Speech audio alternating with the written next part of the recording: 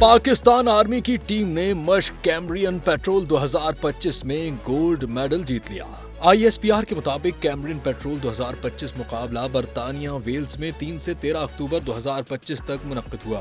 Cambrian petrol आलमी सतह की मुश्किल तरीन फौजी मशकों में से एक है। इस मश्क में मुख्तलिफ ममालिक की टीमों ने शिरकत की। ISPR के मुताबिक टीमों ने सख्त और दुश्वार गुजार इलाकों में 48 घंटों में 60 किलोमीटर का फासला तय किया, जबकि मश्क में टीमों ने मुख्तलिफ अस्करी फराइज सर अंजाम दिए। ISPR का बताना है कि इस साल 36 ममालिक की 137 टीमों ने मश्क में शिरकत की। पाकिस्तान आर्मी की टीम ने कैप्टन मोहम्मद साद की क़यादत में शानदार कारकर्दगी पर गोल्ड मेडल जीता है।